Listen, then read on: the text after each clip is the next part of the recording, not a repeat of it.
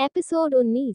अभी तक आप सभी ने कहानी के पिछले भाग में देखा कि कैसे रुद्र और राजीव के बीच झगड़ा हो जाता है और जिस वजह से दोनों काफी अपसेट हो जाते हैं। रुद्र तो वहां से चला जाता है। राजीव वही खड़ा दुखी होता रह जाता है, जिसे काजल अपने छत पर से देख लेती है और उससे रहा नहीं जाता है, जिस वजह से वो राजीव से बात करने रुद्र के घर आ जाती है।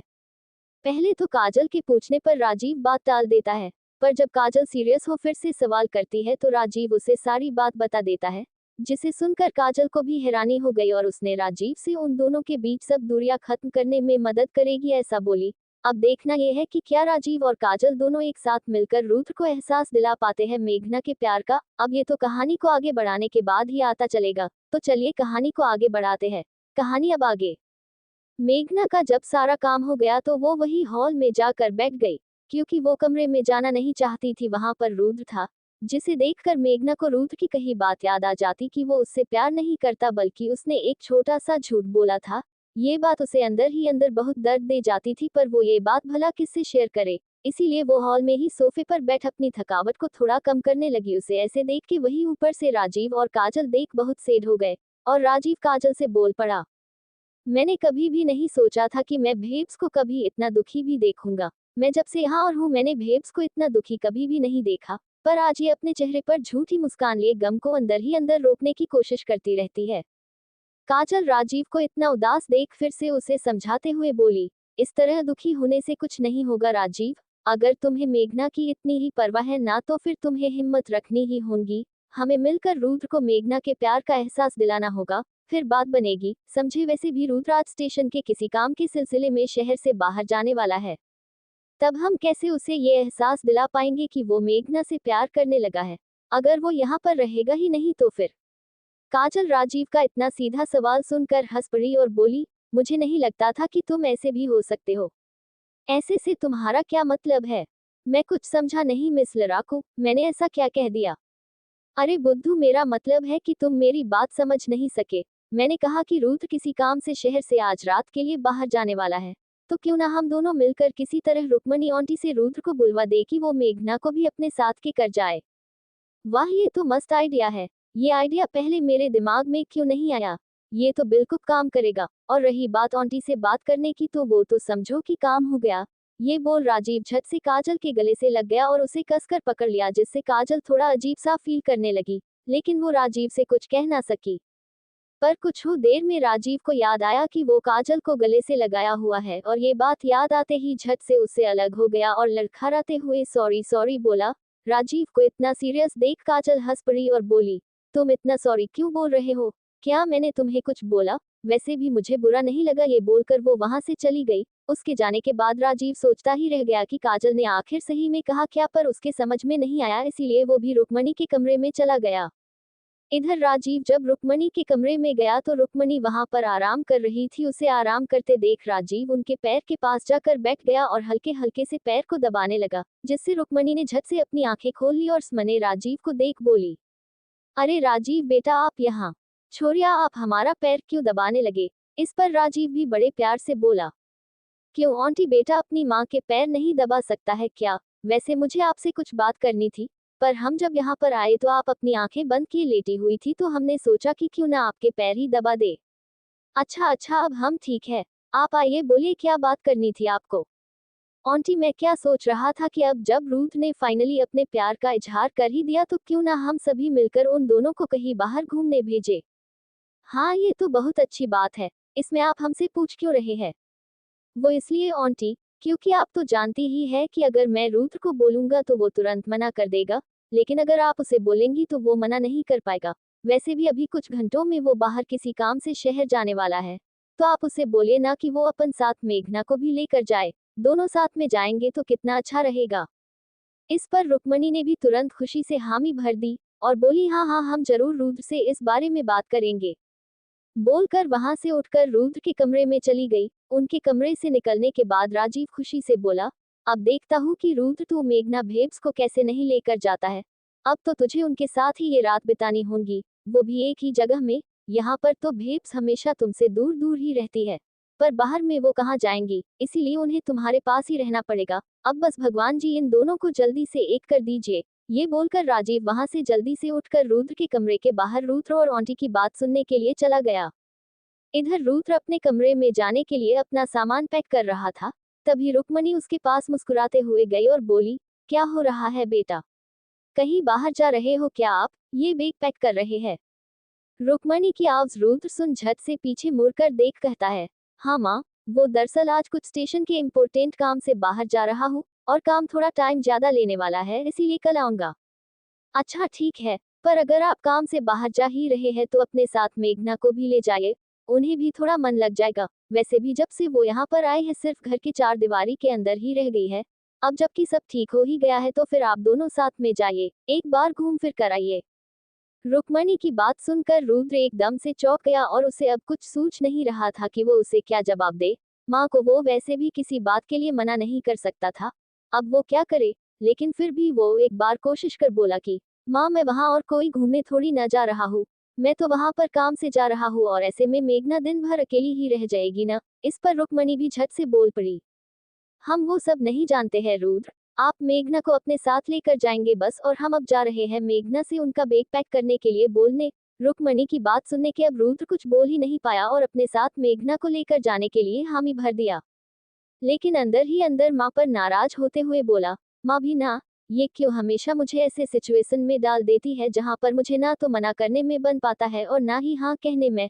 खैर अब जब हाँ बोल ही दिया है तो लेकर तो जाना ही पड़ेगा। ये बोलकर रुद्र फिर से अपने बैग की तरफ मुड़कर चिन लगाने लगा। इधर मेघना भी रुक्मणी को मना नहीं कर सकती थी, इसीलिए वो भी ना चाहते हुए ही बैग पैक कर ली और रुद्र के साथ जाने के लिए तैयार हो गई। कुछ ही देर बाद रुद्र मेघना के साथ घर से निकल जाता है। दोनों एक दूसरे को बिना देखे एक साथ जा रहे हैं। ये ऊपर खड़ा राजीव और काजल देख कहते हैं, इतनी मुश्किल से तो इन दोनों को एक साथ भेज रहा हूँ, पर फिर भी ये दोनों ऐसे जाएंगे तो इन दोनों की दूरियां क्या ही मिटेगी। इस पर काजल बोलती है, तुम परेशान मत हो, मैंने इसका भी एक मस्त रास्ता निकाला है। काजल की बात सुनकर राजीव उसके तरफ देखते हुए बोला, ऐसा क्या सोचा है तुमने जो इतना खुशी से बोल रही हो? तो काजल बोलती है, सिर्फ सोचा नहीं है बल्कि कर भी चुकी हूँ, अब सिर्फ देखना यह है कि क्या होता है जब रुद्र मेघना को उन कपड़ों में देखता है, तो कैसे नहीं उसकी तरफ देखता है। इस पर राजीव को थोड़ा अजीब सा लगा और वो उसकी तरफ देखते हुए बोला, मतलब क्या है तुम्हारा, मैं कुछ समझ नहीं पा रहा हूँ। तब काजल ने थोड़ा मुस्कुराते हुए बोला, दरअसल मेघना ने जो कपड़े पैक किए थे वो सारे के सारे मैंने निकाल उसमें अपने कपड़े पैक कर दिए, जिसमें जीन्स शॉर्ट टॉप है और सारे छोटे टाइप के कपड़े हैं। अब जब मेघना वहां पर कपड़ा चेंज करने के लिए अपना बैग खोलेगी तो उसे मजबूरन वो कपड़े पहनने ही होंगे। काजल की इतना शातिर वाला बात राजीव को बहुत खुश कर दिया और वो खुशी से बोला, मैं खामखा तुम्हें कम समझ रहा था, तुम तो काफी तेज निकली। तो इस बात पर काजल भी इठलाती हुई मजाकिया टाइप से बोली, तुमने अभी मुझे जाना ही कहाँ है, अभी तुम आगे आगे देखो मैं और क्या क्या करती हूँ। ये बोलकर दोनों एक दूसरे को देखकर हंसने लगे और फिर वहां से चले गए। पर इधर मेघना अपने मन में काफी बोझ लिए रुद्र के साथ बाहर जा रही थी, क्योंकि रुद्र उसे लेकर जाना बिल्कुल नहीं चाहता था और वो फिर भी उसके साथ जा रही थी सिर्फ रुक्मणी की वजह से। पर अब जो भी हो दोनों को एक साथ बाहर एक रात तो गुजरना ही था, अब चाहे वो अपनी खुशी से बिताए या मजबूरी से। वैसे भी तो मेघना ये रिश्ता अब सिर्फ एक मजबूरी ही समझ निभा रही है। जब से उसे रुद्र के दिल की बात पता चल गई है तब से रुद्र और मेघना दोनों गाड़ी में बैठे बिना एक दूसरे की तरफ देखे ही चल दिए। पूरे रास्ते ना तो मेघना ने रुद्र की तरफ देख कुछ बोला और ना ही रुद्र ने उसे टोका। दोनों बस ऐसे ही ये समय बिता रहे थे। अब मेघना को भी कोई उम्मीद नहीं थी अपनी लाइफ से, इसीलिए वो सिर्फ हर पल को चुपचाप जी रही थी बिना किसी शिकायत के। लगभग 2 से 3 घंटे बाद रुद्र की गाड़ी एक होटल के बाहर जाकर खड़ी हो गई जहां पर उन्हें रुकना था। रुद्र वही और गाड़ी रोक खुद निकल गया और निकलते वक्त बिना मेघना को देखे ही बोला, हम पहुंच गए हैं, आज रात हमें यहीं पर रुकना है। ये बोलकर रुद्र अपना बैग ले होटल के अंदर जाने लगा। मेघना गाड़ी में ही बैठी उस होटल को देख बोली, वाओ कितना खूबसूरत लग रहा है, आज तक तो मैंने सिर्फ ढाबा ही देखा था, बट आज बहुत नजदीक से ऐसा होटल देखने को मिला है। अब मैं किसी के लिए अपनी लाइफ को और बेरंग नहीं करने वाली, अब जब यहाँ पर आई ही हूँ तो क्यों नहीं अच्छे से पूरा होटल घूम फिर लूँ, मजे करूँ। वैसे भी आज रात भर की ही तो बात है और शाम का समय ऑलमोस्ट हो ही गया है। ये बोल मेघना झट से गाड़ी से बाहर निकल गई। अभी कुछ ही दूरी पर वो गई होगी ही कि तभी कुछ लड़के उससे टकरा गए। पहले तो वो समझी कि शायद गलती से 100 लोग उससे टकरा गए, इसीलिए बिना कोई बात बोले आगे बढ़ गई। फिर जब वो कुछ कदम आगे बढ़ी तो फिर से वही लड़के उसके सामने आ गए और उससे टकराने के लिए कहने लगे, ए मिस्टर अपनी लिमिट में रहो, तुमने मुझे क्या कोई सीधी सादी टाइप सी लड़की समझ रखा है क्या? हाँ, मुझे कराटे आते हैं। एक गुस्सा मारूंगी ना तब तुम्हारी सारी की सारी हेकड़ी निकल जाएगी। मेघना की बातों को सुन बदमाश लड़के बोले, अरे दोस्तों, ये तो एकदम तीखी मिर्च है, बहुत मजा आएगा इसके साथ, क्यों भाई? फिर दूसरे लड़के बोल पड़ते हैं, हाँ भाई एकदम, बहुत मजा आने वाला है इसके साथ। तो फिर देर किस बात का है, चलो इसको अपने कमरे में लेकर मजा करते हैं। ये बोलकर मेघना को जबरदस्ती उठाने ले और उसे गलत गलत तरीके से टच करने लगा। उनके ऐसा करने से मेघना बहुत घबरा गई और इसी वजह से वो उन लोगों से बच भागने लगी, लेकिन उसके पीछे लड़के भी भागने लगे उसे पकड़ने के लिए। तभी अचानक से उन लड़कों में से एक जोर से जाकर पीछे गिरता है, जिससे कि मेघना और बाकी के लड़के वही एकदम खड़े हो गए।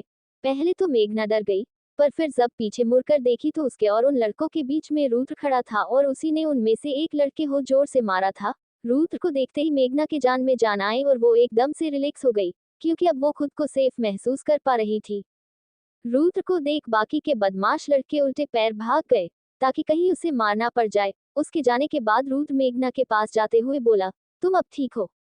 वो लोग भाग गए। हाँ, अब बेहतर हूँ, पता नहीं वो लोग कहाँ से आ गए थे। चलो कमरे में चलकर कुछ देर आराम कर लो, मुझे कुछ काम है, मैं भी वो निपटा लेता हूँ।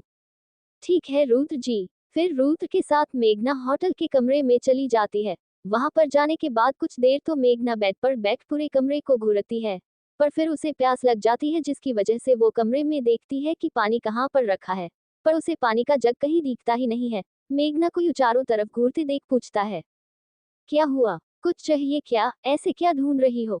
वो रुद्र जी, मुझे प्यास लग रही थी तो वही पानी ढूंढ रही थी। मेघना के कहने पर रुद्र भी एक बार चारों तरफ अपनी आंखें घुमा देखता है, उससे भी पानी का जग कहीं नहीं दिखता है। तो फिर वो बोलता है, तुम एक मिनट रुको, शायद स्टाफ कमरे में पानी रखना भूल गया होगा, मैं अभी फोन कर पानी मंगवाता हूँ। क्या तुम्हें कुछ और भी चाहिए, बता दो तो मैं वो भी बोल देता हूँ। जी नहीं, और कुछ नहीं चाहिए, सिर्फ पानी ही पीना था। रुद्र होटल के काउंटर पर कॉल कर कहता है कि उसके कमरे में पानी नहीं रखा गया है, इसीलिए वो पानी भिजवा दे।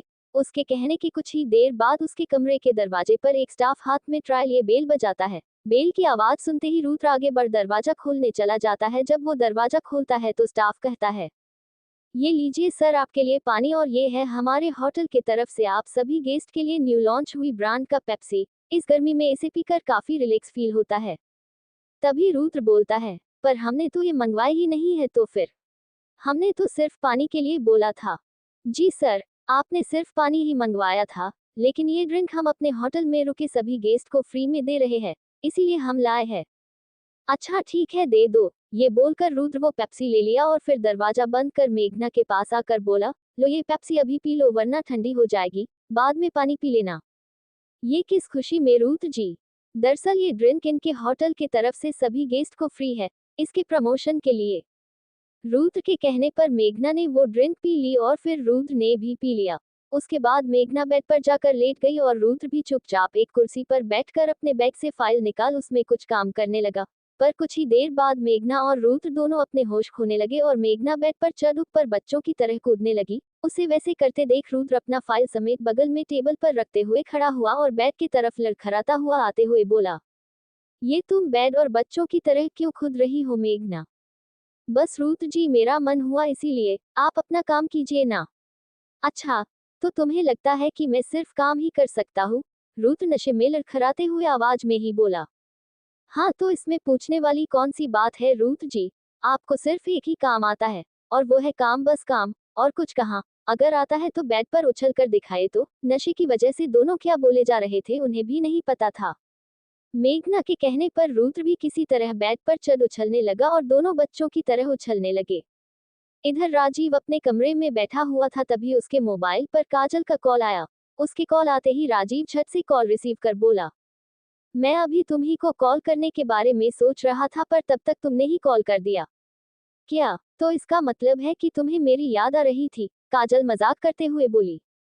राजीव काजल की बातों पर झट बोल पड़ा, क्यों, तुम्हें नहीं आ रही थी? राजीव के इस जवाब से काजल थोड़ा अनकंफर्टेबल सी फील करने लगी, इसीलिए जल्दी से बात बदलते हुए बोली, वो मुझे तुम्हें कुछ बताना था इसीलिए कॉल किया, इस वक्त वहां नहीं जा सकती ना इसीलिए। राजीव काजल की नर्वनेश समझ गया, इसीलिए उस बात को वहीं पर छोड़ बोला, हाँ बोलो, क्या बात बतानी थी तुम्हें? तुम्हें तो पता ही है कि रुद्र मेघना के साथ गया है बाहर। राजीव काजल की इतनी बात सुनते ही झट बोल पड़ा, हम गया तो है, पर कोई फायदा नहीं लगता है इतनी मेहनत का, क्योंकि रुद्र को तो तुम भी अच्छे से जानती ही हो, वो कितना घूमने वाला बंदा है। इसीलिए तो मैंने एक और प्लान बना रखा था, वही बताने के लिए तो तुम्हें कॉल किया है। क्या एक और नया प्लान? अब ये कौन सा है? और तुम यहाँ से उसके लिए कौन सा प्लान बना ली? पहले तुम मेरी पूरी बात तो सुन लो मिस्टर राजीव, फिर बोलना। अच्छा ठीक है बोलो। ये बोलकर राजीव चुप हो काजल की बात सुनने लगा। मुझे पहले से ही इतना तो पता था ही कि ये दोनों भले ही हर रोज एक दूसरे के साथ क्यों ना रहे, फिर भी अपनी लिमिट होश में तो कभी भी क्रॉस नहीं करेंगे और ना ही अपने मन की बात जुबां पर आने देंगे। इसीलिए मैंने जिस होटल में रुद्र रुका है वहां के एक स्टाफ से बात करके उनको नशे वाली ड्रिंक पिला दी है। अब तक तो स्टाफ ने अपना काम कर भी दिया होगा। अब जब वो दोनों ही नशे में होंगे तब उन्हें करीब आने का कोई एहसास ही नहीं होगा और वो बिना किसी संकोच के एक दूसरे को अपने मन का फीलिंग्स बता पाएंगे। क्यों, कैसा लगा मेरा आइडिया? काजल की बात सुनकर राजीव बिल्कुल शांत हो गया। वो सोच में पड़ गया, आखिर काजल ने ये सब कैसे सोच लिया। और फिर बोला, तुम तो एक नंबर की चालू लड़की हो, मेरे दिमाग में तो दूर दूर तक ये सब नहीं आते हैं। इस पर काजल झट बोल पड़ी, अच्छा मैं चालू लड़की हूँ और तुम तो बड़े सीधे हो ना, इसीलिए उस दिन मुझे नशे वाली ड्रिंक पिला दी थी। ये बात काजल के मुंह से अनायास निकल गई, जिसके बाद राजीव बिल्कुल चौंक गया। वो काजल से आगे कुछ बोल पाता, काजल को ये एहसास हो गया कि वो क्या बोल गई और इसीलिए वो झट से फोन काट दी और अपने हाथ से अपने सर के पीछे हल्के से मारते हुए बोली, तू भी ना काजल, ये क्या नया मुसीबत मोल ली? अब जब राजीव तुमसे पूछेगा कि तुम्हें ये बात कैसे पता चली तो तू क्या कहेगी उससे? वो छोड़, अब तू उससे मिलेगी कैसे? ये सोचकर काजल थोड़ा परेशान हो गई। तो दोस्तों आज के इस एपिसोड में बस यहीं तक। आगे की कहानी को हम अगले एपिसोड में सुनेंगे। फिलहाल के लिए दीजिए हमें जाने की इजाजत और इसी तरह सुनते रहिए हमारे द्वारा लिखी स्टोरी मजबूरी से बंधी एक डोर।